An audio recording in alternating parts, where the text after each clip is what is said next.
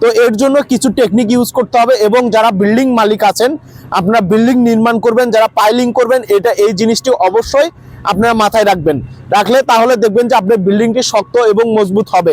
আর হচ্ছে অবশ্যই আপনাদেরকে বলেছিলাম যে এখানে যখন মশলাগুলো দিবেন আপনারা হিসাব করবেন, একটা টিভি পাইপে যদি 5টি মশলা লাগে, 5 ব্যাগ সিমেন্ট মিক্সার করে মশলা লাগে, তাহলে অবশ্যই 6 ব্যাগ সিমেন্ট দিয়ে তারপর টিভি পাইপ উঠাতে হবে। না হলে কিন্তু আপনার বিল্ডিং এর যে পাইলটা ঢালাই করা হবে সেই পাইলের মাঝখানে ময়লা পানি যে একটি আস্তর সৃষ্টি হবে, আস্তর সৃষ্টি হওয়ার কারণে এই পাইলের ভিতরে জয়েন্ট সৃষ্টি হবে। তো আপনাদেরকে কনসেপ্টটি আবারও আমি ক্লিয়ার করছি যে পাইল ঢালাইয়ের হচ্ছে, ধরেন আপনারা যখন টিভি পাইপ দিয়ে মশলা দিবেন, মশলা দেওয়ার পরবর্তীতে আপনারা দেখতে পান যে হচ্ছে যদি একটা পাইপ ধরেন আছে 15 ফিট বা 20 ফিট, আপনার এক ব্যাগ মশলা দিলে 2 ফিটের মতো ফিল আপ হয়ে যায়। যদি 20 ফিট থাকে তাহলে 10টা করে মশলা দিতে হবে। যদি 20 ইঞ্চি ডায়ার পাইল হয় তাহলে 10টা করে মশলা দিয়ে আপনার একটা করে টিভি পাইপ খুলতে হবে।